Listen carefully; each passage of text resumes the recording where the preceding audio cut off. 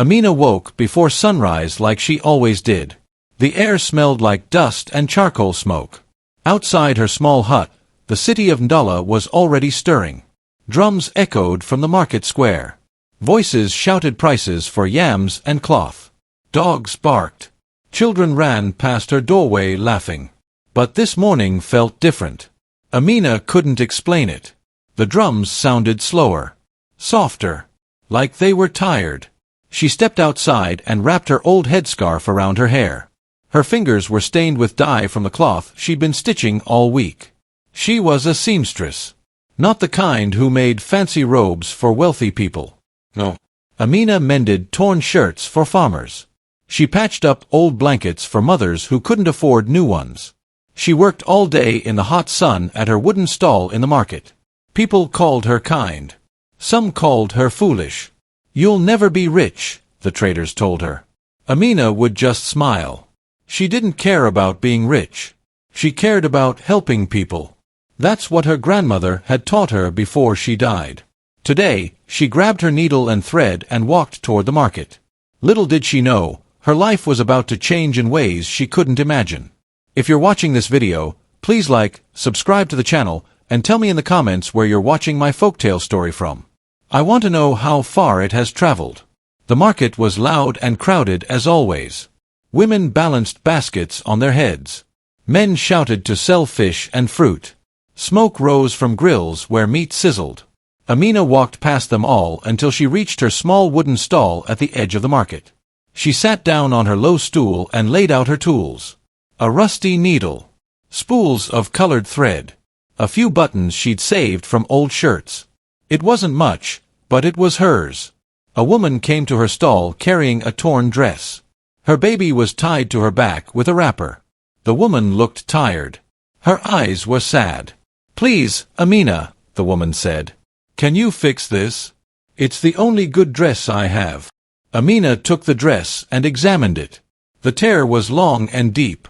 It would take time to fix properly. She smiled at the woman. "Come back tomorrow," Amina said. "I'll have it ready." The woman reached into her pocket and pulled out a few coins. They were small and worn. Amina shook her head. "Keep your money," she said gently. "Use it to buy food for your baby." The woman's eyes filled with tears. She thanked Amina over and over before walking away. Behind Amina, a fruit seller laughed loudly. "You'll stitch yourself into poverty, girl," he shouted. Amina didn't answer. She simply threaded her needle and began to work. The sun climbed higher in the sky. Amina's fingers moved quickly over the torn dress. Stitch after stitch. She was so focused she didn't notice the man approaching her stall. "Excuse me," a voice said. Amina looked up. A man stood before her. He was tall and wore a simple brown robe. His face was covered in dust like he'd been traveling. But what caught her attention was his limp. He dragged his left leg slightly as he walked. "Can you mend these?" he asked, holding out a bundle of torn garments. Amina took them and unfolded each piece. They were well-made clothes, but very worn. She nodded. "Yes, I can fix them. Come back in 2 days." The man reached into his pocket and pulled out a silver coin. Amina's eyes widened. The coin was heavy and shiny. On one side was a symbol she'd never seen before. It looked like a royal crest. "This is too much," Amina said quickly. "I only need a few copper coins." The man smiled. It was a sad smile. "Keep it," he said. "You'll need it more than I will." Before Amina could argue, the man turned and limped away into the crowd. She watched him disappear, her heart beating fast. Who was he? And why did he give her so much money? She looked down at the silver coin in her hand. It felt heavy, important, like it carried a secret. The other traders noticed the silver coin right away. Word spread quickly through the market. By midday, everyone was talking about it. "Did you see what that foolish girl got?" the butcher said loudly. "A silver coin for stitching rags." "She probably stole it," another trader whispered. No, said the fruit seller. "A stranger gave it to her. A man with a limp." Amina tried to ignore them. She kept her head down and continued working. But their laughter stung. She wasn't a thief. She'd never stolen anything in her life. During her lunch break, a small boy approached her stall. He was barefoot and dirty. His clothes were torn and his belly looked empty. "Please, sister," the boy whispered. "Do you have food?" Amina's heart broke. She reached into her bag and pulled out the bread she'd brought for herself. She handed it to the boy. "Eat slowly," she said gently. The boy's face lit up. He grabbed the bread and ran off before she could say anything else. Amina's stomach rumbled with hunger, but she felt warm inside. The fruit seller shook his head. "You'll never learn, will you, girl?" Amina looked at him calmly. "Kindness isn't about learning," she said. "It's about choosing." That night, Amina walked home under the stars. The city was quieter now. Only a few lanterns glowed in windows. Dogs slept in doorways. The drums had stopped completely. When she reached her small hut, she did something she did every night. She took a bowl and filled it with leftover porridge from her dinner. Then she placed it outside her door. Street children came by sometimes. Orphans with nowhere to go. If they were hungry, they could eat. Amina never saw who took the food. But every morning, the bowl was empty. She went inside, said her prayers, and lay down on her mat. Sleep came quickly. She dreamed of nothing. But when she woke the next morning and opened her door, something strange happened. The bowl was empty like always. But inside it, coiled like a tiny snake, was a single gold thread. Amina picked it up carefully. It was real gold. She was sure of it. It gleamed in the morning light. But how did it get there? Who left it? She looked around. The street was empty. No footprints. No signs of anyone. Her heart raced. This was the second strange thing to happen in 2 days. First the silver coin. Now a gold thread. What did it mean? Over the next few days, something unusual happened in Dala. The city began to change. It was small at first. So small that most people didn't notice. But Amina noticed. The drums in the market square didn't sound as loud. Arguments between traders ended sooner. A man who always shouted curses started speaking politely. 2 women who hadn't talked in years greeted each other with smiles. Even the air felt lighter. Softer. Like the city was taking a deep breath after holding it in for too long. An old man named Elder Musa sat under the baobab tree near the well. He watched the people pass by with wise, tired eyes. Amina stopped to greet him one afternoon. "Good day, Elder," she said, bowing her head respectfully. Elder Musa looked at her carefully. "The air has changed, child," he said slowly. "Can you feel it?" Amina nodded. She had felt it. But she didn't understand it. "Something is moving," the elder continued. "Something unseen. The spirits are watching." Amina shivered. She didn't believe in spirits. Or maybe she did, but she tried not to think about them. "What does it mean?" she asked. Elder Musa smiled. "It means the city is waking up. And you, child, are part of the reason why." Amina didn't know what to say. She thanked the elder and walked away, her mind full of questions. Amina's friend Zuba came to visit her that evening. Zuba was the butcher's daughter. She was loud, bold, and always spoke her mind. The 2 girls had grown up together. Zuba sat on the ground outside Amina's hut and chewed on a piece of roasted corn. "People are talking about you," Zuba said bluntly. Amina sighed. "I know. They say you're too soft. That people will take advantage of you."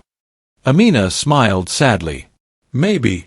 Zuba leaned forward, her face serious. "Listen to me, Amina. The world is not kind. If you keep giving everything away, you'll have nothing left." Amina looked at her friend with gentle eyes. "Kindness can't be used, Zuba. It can only be shared." Zuba groaned and threw her hands in the air. "You're impossible. One day you'll understand. People are selfish. They take and never give back." Amina didn't argue. She knew Zuba loved her. She was just trying to protect her. But deep down, Amina believed something different. She believed that kindness was like a seed. You plant it, and maybe you never see it grow. But somewhere, someday, it becomes a tree. Zuba left shortly after, shaking her head. Amina watched her go, feeling both grateful and lonely. A week after the silver coin, the man with the limp returned. It was late afternoon. The market was closing. Traders were packing up their stalls. Rain clouds hung heavy in the sky. Amina was folding the last of her threads when she saw him. He limped toward her through the emptying market, his robe soaked from the rain that had just begun to fall. "You came back," Amina said, surprised. The man nodded. He looked tired. His eyes were darker than before, like he hadn't slept. "I came to help," he said simply. Before Amina could protest, he began helping her close her stall. He folded the wooden shutters. He tied down the cloth coverings. His hands moved quickly despite his limp. When they finished, the rain was falling harder. Amina pulled her headscarf over her face. "Thank you," she said. "But you didn't have to." The man looked at her for a long moment. Then he pushed up his sleeve. On his left arm was a long, deep scar. It looked old but painful. "I know what it's like to be alone," he said quietly. "To work hard and have no one notice." Amina's heart softened. "What's your name?" she asked. The man hesitated. Then he said, "Cato." They stood in the rain for a moment, two strangers sharing silence. And for the first time, Amina felt like someone truly saw her. The next morning, Amina woke early as usual. She stretched and yawned, then reached for the small wooden box where she kept her money. She wanted to look at the silver coin Cato had given her. But when she opened the box, her breath caught in her throat. The coin was gone. She emptied the entire box onto her mat. Copper coins spilled out. A few buttons. A dried flower. But no silver coin. Her heart pounded. Had someone stolen it? She lived alone. Her door had been locked. No one could have come in. Then she noticed something else. On her table, where the coin had been, was a small piece of folded silk. It was soft and shiny, the kind of fabric only wealthy people could afford. With trembling hands, Amina unfolded it. Written on the silk in beautiful script was a single word. "Soon." Amina stared at it, her mind racing. Soon? Soon what? Who left this? Was it Cato? She looked around her small hut as if the walls could give her answers. But there was only silence. Outside, the city was waking up. But inside Amina's chest, a storm of questions swirled. Something was happening. Something bigger than her. And she had no idea what it meant. Over the next few days, strange things continued to happen in Dala. Things that made people whisper and wonder. The market fees, which had been rising for months, suddenly dropped. The tax collector announced it without explanation. Traders cheered. Beggars who usually slept hungry began finding baskets of food at the city gates each morning. No one knew who left them. A school that had been crumbling was suddenly repaired. New walls. A new roof. Fresh paint. But no one saw who paid for it. Rumors spread like wildfire. "There's a secret benefactor," people said. "Someone with money and a kind heart." "Maybe it's the king," others whispered. "Or a rich merchant." Some people even began to suspect Amina. After all, she was the one who gave away food and mended clothes for free. Maybe she had secretly come into money. But Amina knew the truth. She had nothing. The silver coin was gone. She was still poor. Yet she couldn't shake the feeling that she was connected to all of this somehow. The gold thread. The silk note. The changes in the city. It was like invisible hands were weaving a pattern she couldn't yet see. At night, she lay awake, staring at the ceiling, wondering what soon meant.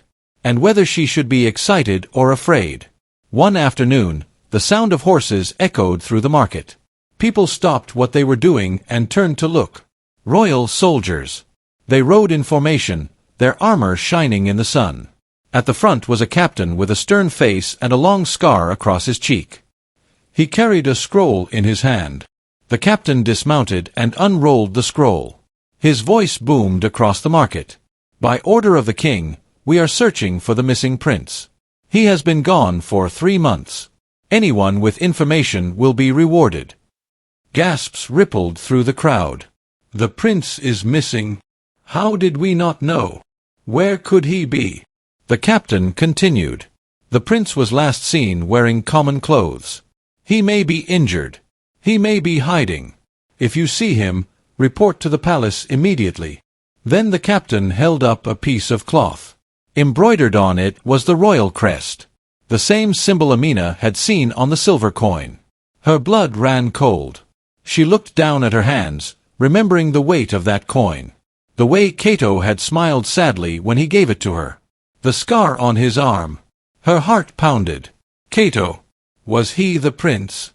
No. It couldn't be. Princes didn't limp through markets in torn robes. They didn't help poor seamstresses close their stalls. But the crest. The coin. The way he disappeared into the crowd. Amina felt dizzy. She turned and walked quickly away from the soldiers, her mind racing. If Cato was the prince, why was he hiding? And what did he want with her? That evening, just as the sun was setting, Cato appeared at Amina's stall. His face was pale. His eyes darted around nervously. Cato, Amina whispered. Where have you been? He didn't answer. Instead, he pulled a bundle from under his robe. It was a half-stitched garment. A robe made of fine fabric. Gold thread ran along the edges, but it wasn't finished. I need you to finish this, Cato said urgently. What is it? Amina asked, taking the robe carefully. Cato looked at her with intense eyes. Finish it when you hear silence. Amina frowned. What does that mean? But Cato was already backing away. Wait. Amina called. The soldiers are looking for someone. The prince. Are you? Cato put a finger to his lips. Soon. Amina. You'll understand soon. And then he turned and limped into the shadows. Amina wanted to run after him, but her feet wouldn't move. She stood there, holding the half-finished robe, her heart pounding. When she looked down at the fabric, she gasped. In the fading light, the gold thread seemed to glow. Faintly. Softly. Like it was alive. She folded the robe carefully and hid it under her stall. Whatever was happening, it was bigger than she'd imagined. And she had a feeling the answers would come whether she was ready or not. Days passed. Then a week. Cato didn't return. Amina searched for him. She asked traders in the market if they'd seen a man with a limp. No one had. She walked through the city streets, looking into every face. But Cato had vanished like smoke. At night, she pulled out the half-finished robe and stared at it. The gold thread gleamed in the lantern light. She touched it gently, wondering what it meant. What was she supposed to finish? And what did silence have to do with it? One evening, she lit a candle and held the robe close to the flame. The gold thread shimmered. Then, to her shock, the thread began to glow brighter. Not from the flame. From within. Amina dropped the robe and stumbled backward. Magic. It had to be magic. Or something beyond her understanding. She picked up the robe again, her hands trembling. The glow faded, but she knew what she'd seen. This wasn't just a piece of clothing. It was something sacred. Something powerful. Amina made a decision. She would finish the robe. Not because she understood, but because Cato had trusted her. And deep in her heart, she believed that whatever was coming, it was meant to happen. She threaded her needle and began to stitch. Slowly. Carefully. One thread at a time. Amina couldn't stop thinking about Cato. So one morning, she decided to do something bold. She went to the river. The river ran along the edge of Ndala. Fishermen came here at dawn to cast their nets. Amina walked along the bank, asking if anyone had seen a man with a limp. Most people shook their heads. But one old fisherman, his face wrinkled like dried fruit, nodded slowly. I saw him, the old man said. Amina's heart leaped. When? Where? The fisherman pointed across the river. A week ago. He crossed with soldiers. Royal guards. They were taking him somewhere. Amina's stomach dropped. Was he hurt? The fisherman shrugged. I don't know. But I saw him drop something in the water. What was it? A pouch. It sank quickly. but I could see gold thread spilling out before it disappeared. Amina felt her knees weaken. Gold thread. Just like the robe. Just like the single thread left in her bowl. She thanked the fisherman and walked back to the city, her mind spinning. Cato was with the royal guards. Did they capture him? Or was he going willingly? And why did he drop the gold thread in the river? For the first time, Amina felt afraid. Not for herself, but for Cato. Whoever he was in danger. And she had no way to help him. Everything fell apart quickly after that. The peace that had settled over Ndola vanished overnight. Taxes rose sharply. The king's soldiers began demanding more money from traders. Families who couldn't pay were thrown out of their homes. The market, which had been calm, became tense again. Fights broke out. People shouted at each other. The drums returned, loud and angry. And somehow, people began to blame Amina. It started when she came into money, someone said. She jinxed the city, another whispered. Maybe she's a witch. The rumors spread. Traders refused to speak to her. Mothers pulled their children away when she walked by. Even Zuba stopped visiting. One morning, a group of men came to her stall. They didn't say a word. They just knocked over her table. Her threads spilled into the dirt. Her needle broke. Amina sat on the ground, tears streaming down her face. She had done nothing wrong. She had only tried to help people. And now they hated her. That night, she packed up what little she had and closed her stall for good. She couldn't go back to the market. It wasn't safe anymore. She sat alone in her hut, holding the half-finished robe, and whispered into the darkness. Cato, where are you? There was no answer. Only the sound of the wind outside. The next morning, a knock came at Amina's door. She opened it cautiously. Standing there was a young man in royal uniform. A courier. Are you Amina? He asked. She nodded, her heart racing. The courier handed her a sealed letter. It was made of thick paper, and pressed into the wax seal was the royal crest. This is for you, the courier said. Then he turned and walked away. Amina stared at the letter in her hands. Her fingers trembled as she broke the seal and unfolded it. Inside, written in elegant handwriting, were only a few words. Keep stitching. The world is watching. It was signed with the royal seal. Nothing else. Amina read it again. And again. Her chest tightened with emotion. Someone knew. Someone saw her suffering. And they wanted her to keep going. But who sent it? Was it Cato? Or someone else in the palace? She looked at the half-finished robe lying on her mat. The gold thread gleamed faintly in the morning light. Amina took a deep breath. She picked up a new needle, threaded it carefully, and sat down. Her hands stopped shaking. Her heart steadied. If the world was watching, then she would give them something to see. She began to stitch again. Slowly. Purposefully. One thread at a time. That night, chaos came to Ndola. A fire broke out in the market. No one knew how it started, but it spread quickly. Stalls burned. People screamed. The city erupted in panic. Amina heard the shouting from her hut. She ran outside and saw smoke rising into the sky. Families were fleeing. Children were crying. Without thinking, she opened her door wide. Come inside, she shouted to anyone who would listen. Bring the children. A woman carrying 2 babies ran toward her. Then an old man. Then 3 young children holding hands. Amina pulled them all inside. Her small hut was crowded, but she didn't care. She gave them water. She wrapped the babies in cloth. She whispered calm words to the frightened children. Outside, the fire raged. The night felt like the end of the world. Amina sat in the corner, holding the half-finished robe in her lap. Her hands moved on their own, stitching the final pieces. She didn't know why. She just knew she had to finish it. As she worked, her needle slipped. It pricked her finger. A drop of blood fell onto the gold thread. Amina gasped. But instead of staining the thread, the blood seemed to disappear into it. The thread glowed brighter for just a moment, then returned to normal. Amina stared at it, her heart pounding. Something sacred had just happened. She could feel it.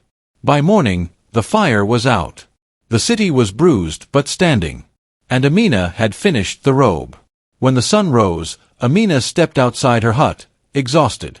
The family she'd sheltered had already left, thanking her quietly before disappearing into the smoky streets. She stood alone, breathing in the ash-filled air, when she heard a soft cooing sound. She looked down. A white dove was perched on her doorstep. Amina's breath caught. The dove had a silk ribbon tied around its leg. Embroidered on the ribbon in gold thread were words. "Tomorrow, the bells will call your name." Amina's hands shook as she untied the ribbon. The dove fluttered its wings and flew away, disappearing into the sky. Her heart raced. Tomorrow. The bells. Her name. What did it mean? She went back inside and looked at the finished robe. It lay on her mat, glowing faintly in the morning light. It was the most beautiful thing she'd ever made. The gold thread shimmered like captured sunlight. Amina didn't understand what was happening. But she could feel it. Something huge. Something life-changing. She folded the robe carefully and placed it in a cloth bag. Then she sat down and waited. Because tomorrow, everything would change. And deep in her soul, she knew, this was the moment her kindness had been stitching toward all along. The next morning, Amina woke to something she had never experienced in her entire life. Silence. Complete and total silence. No drums. No shouting. No clatter of pots or barking dogs. Even the wind seemed to be holding its breath. Amina sat up, her heart pounding. She wrapped her headscarf around her head and stepped outside. The streets were empty. Not a single person. Not a single sound. The city of Ndala, always buzzing with noise and life, had fallen completely still. It was eerie. Beautiful. Terrifying. Amina walked slowly down the dirt path, her footsteps the only sound in the world. She looked around, confused. Where was everyone? Then she saw it. At her feet, starting from her doorstep, was a trail of golden thread. It glimmered in the morning sun, winding down the street like a glowing path. Amina's breath caught. This was it. This was the silence Cato had told her about. She picked up the cloth bag holding the finished robe and began to follow the golden trail. Her legs trembled. Her heart felt like it would burst. With every step, the silence deepened. And with every step, Amina felt the weight of destiny pressing down on her shoulders. She didn't know where the path would lead. But she knew she had to follow it. As Amina walked, something miraculous happened. People began to appear. They stepped out of their homes, one by one, silent and wide-eyed. They saw the golden thread on the ground and gasped. Some covered their mouths. Others fell to their knees. Then, slowly, they began to follow Amina. First 1 person. Then 5. Then 20. Soon, a crowd was walking behind her, silent as ghosts. No one spoke. No one dared. They simply followed the golden thread. Amina's heart pounded. She wanted to turn around and ask what was happening. But something told her to keep walking. To trust the path. The golden thread led her through the market square. Past the well. Past the baobab tree where Elder Musa sat, tears streaming down his face. It led her down the wide avenue that only the wealthy walked. Past grand houses and iron gates. And finally, the golden thread led her to the tallest, most magnificent structure in all of Ndala. The palace. The royal gate stood before her, massive and adorned with carvings of lions and birds. Amina stopped, her legs shaking. The crowd behind her was enormous now. Hundreds of people. Maybe thousands. All silent. All watching. The gates slowly opened. And there, standing inside, gleaming in the sunlight, was the robe she had stitched. Hanging from a golden frame. Complete. Radiant. Glowing. It was no longer just a robe. It was a wedding gown. Amina's legs nearly gave out. She clutched the cloth bag to her chest and stared at the robe in disbelief. A wedding gown? Her mind raced. Whose wedding? And why was her stitching hanging in the royal palace? Then, from the shadows of the palace courtyard, a figure emerged. It was Cato. But he didn't look like the limping, dusty man she had known. He wore royal robes. His hair was clean and combed. His posture was straight and strong. And on his head was a small golden crown. Amina's breath caught in her throat. Cato was the prince. He walked toward her slowly, his eyes locked on hers. When he reached her, he knelt down on one knee. The crowd gasped. "Amina," Cato said, his voice steady but full of emotion. "You taught me something I had forgotten. That a ruler is nothing without a servant's heart. That power means nothing without kindness." Tears streamed down Amina's face. Cato continued. "I left the palace because I wanted to see my people, to live among them, to understand their suffering. And when I met you, I saw what true leadership looks like." He reached into his robe and pulled out a scroll. He unrolled it and held it up for everyone to see. A royal herald stepped forward and read aloud. "By decree of Prince Cato, heir to the throne of Ndala, I renounce my crown and give my inheritance to rebuild this city in the name of Amina, the seamstress." The crowd erupted into whispers. Amina couldn't breathe. Cato looked at her with soft eyes. "Marry me, Amina. Not as a prince, but as a man who wants to serve beside you." Amina stood frozen. The entire city seemed to hold its breath. "Marry him." She looked at Cato's face. The same face that had appeared at her stall. The same man who had helped her in the rain. The same scarred arm. The same kind eyes. He hadn't lied to her. He had simply hidden his title. Because titles didn't matter. Character did. Amina's voice shook as she spoke. "You want to give up everything? For me?" Cato smiled. "I'm not giving up anything. I'm choosing everything that matters." Tears poured down Amina's cheeks. She nodded. "Yes." The word was barely a whisper, but it echoed across the silent city like thunder. The crowd erupted. Not in shouts, but in something more powerful. They knelt. Every single person. Hundreds of them. Bowing in respect. Cato stood and took Amina's hand. He led her toward the golden wedding gown hanging in the palace courtyard. "This is yours," he said softly. "You stitched it with your hands. With your heart. Now wear it." Amina reached out and touched the fabric. It was warm. Alive. The gold thread pulsed faintly beneath her fingers. 2 palace attendants came forward and helped her into the gown. It fit perfectly, as if it had been made for her all along. When she stepped back out into the courtyard, the sun broke through the clouds. Light poured down like a blessing. And in that moment, the bells of Ndala began to ring. The bells rang once, twice, 3 times. Then they stopped, and the entire city fell silent once more. It was the kind of silence that felt holy, sacred, like the earth itself was listening. Amina stood in the golden gown, her heart full of wonder and fear. The crowd remained on their knees, their heads bowed. Cato stood beside her and raised his hand. He spoke, his voice carrying across the courtyard. "Today, Ndala has learned something. That greatness does not come from wealth or power. It comes from kindness, from sacrifice, from seeing the invisible and giving voice to the forgotten." He turned to Amina. "This woman fed the hungry when she had nothing. She mended clothes for those who couldn't pay. She opened her door when the city burned. And now, she will lead us. Not as a queen, but as a light." Cato gestured to the crowd. "Rise, people of Ndala, and follow her example." Slowly, the people stood. And as they did, something beautiful happened. Flowers began to bloom along the streets. Vines that had been dead suddenly burst with color. The air smelled sweet, fresh. It was as if the city itself was being reborn. Amina looked around in awe.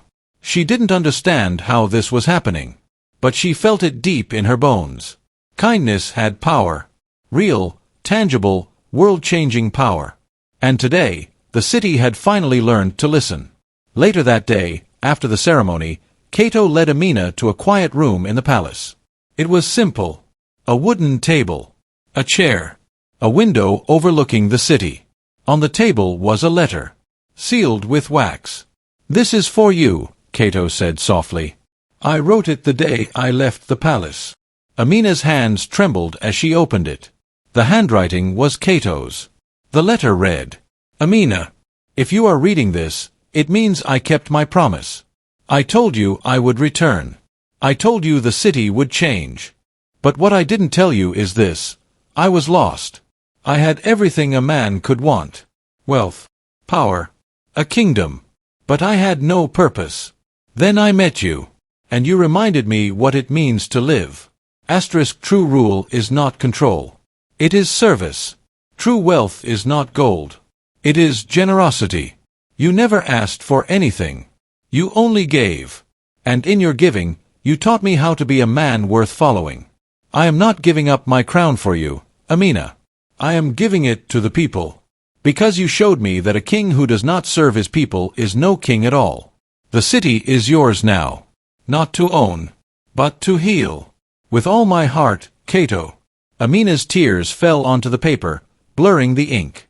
She looked up at Cato, who stood by the window, watching the city below. You didn't have to do this, she whispered. Cato turned to her, his eyes soft. Yes, I did. Because you showed me that the strongest throne is built on love, not fear. Amina folded the letter carefully and held it to her chest. For the first time in her life, she felt truly seen, truly valued. Not for what she could give, but for who she was. Cato reached out and took her hand. Are you ready? He asked. For what? To change the world. One stitch at a time. Amina smiled through her tears. Yes. I'm ready. And together, they walked back out into the light, ready to rebuild a city that had finally learned the language of kindness. Months passed. Ndala was no longer the same city. The streets were cleaner. The people kinder. Arguments were settled with words, not fists. Families who had been hungry now had food. Children who had been forgotten now had schools. And at the center of it all was Amina. She didn't live in the palace. She refused. Instead, she opened a small workshop near the market. It had wooden tables, colorful threads, and walls covered in sunlight. Every day, children came to learn. She taught them how to sew, how to mend, how to create beauty from scraps. But more than that, she taught them kindness. Every stitch you make, she would say, is a promise. A promise to care, to see, to serve. The children listened. And slowly, they began to carry that promise into the world.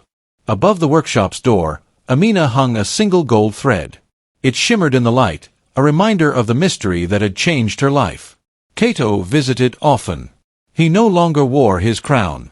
He worked alongside her, teaching boys how to build, how to plant, how to lead with humility. One evening, as the sun set over Ndala, Amina stood at the door of her workshop. She looked out at the city, now glowing with lanterns and laughter. Elder Musa's words echoed in her mind. The air has changed. Yes, it had. And it would never go back. Because when Ndala fell silent on her wedding day, it finally learned to listen. Kindness, once mocked, had become its language. And that language would echo for generations.